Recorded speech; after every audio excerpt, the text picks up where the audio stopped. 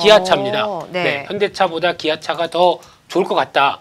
물론 주가가 오르니까 좋을 것 같다라는 쪽도 있겠지만은 네. 앞으로도 더 탄력은 좋을 것 같다라는 관점 쪽에서 말씀드리고 싶고요.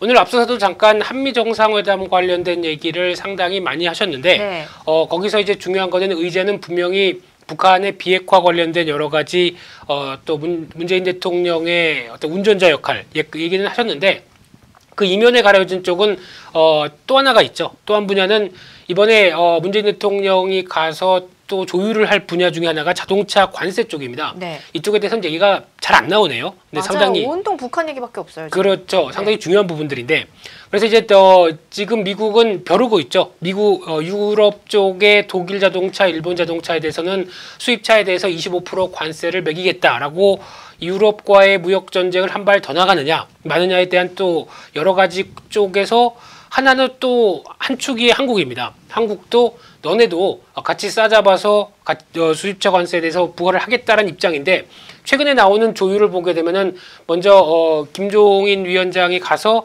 약간 좀 먼저 변화를 좀 시도를 하려고 하고 있죠. 네. 그런 관점 쪽에서 이번에 담판이 아마 아닌 쪽으로 그러니까 관세 부과를 하지 않는 쪽으로 가닥을 잡는다. 왜냐면은 제가 보기에는 안 할 가능성이 높습니다.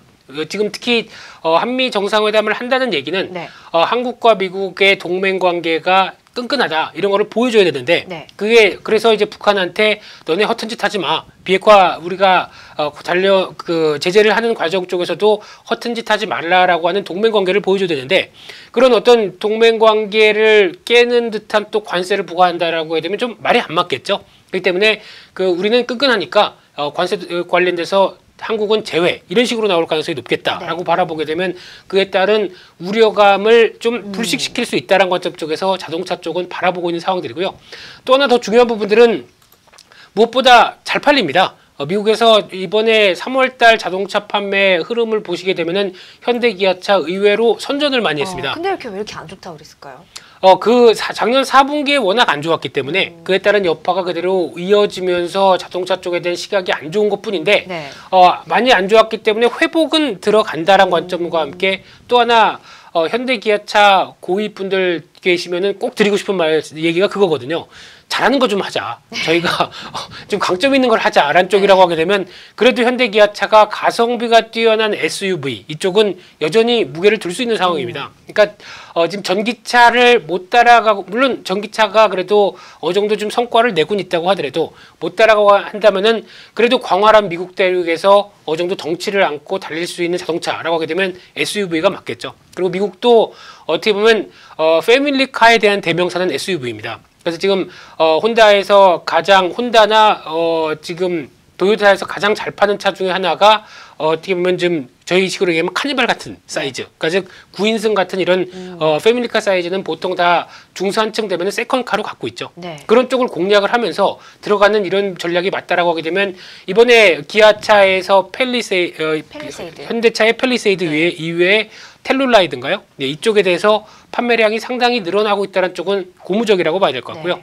그만큼 약간 투박하지만은 어떤 매력을 끌게 만들었다라고 하게 되면 결과가 판매량으로 나오지 않습니까? 네. 이렇게 되면은 아무래도 기대감이 높다고 하는데 그러다 보니까 기아차에서는 노조가 잘 팔리니까 한국에서 만들자라는 쪽으로 또 목소리를 낸다고 하는데 안 됩니다. 그러면 안 됩니다. 그럼 가격 경쟁력이 떨어집니다. 또 한국에서 수출하다 보니까 또 부과될 수 있는 관세의 흐름을 보게 되면 그냥 미국에서 만들어야 됩니다. 그리고 미국 전략 차종 쪽으로 남기는 게 저는 개인적으로 맞다고 생각되고 있는데 그런 쪽으로 성과가 나오기 시작하게 되면은 기대감이 높다는 관점 쪽에서 올해 일단 실적을 잠깐 보겠습니다. 물론 이제 현대차도 올해 실적 작년에 위축된 것에 비해서는 개선될 걸로 보입니다. 하지만은 기아차가 더 돋보일 걸로 생각됩니다.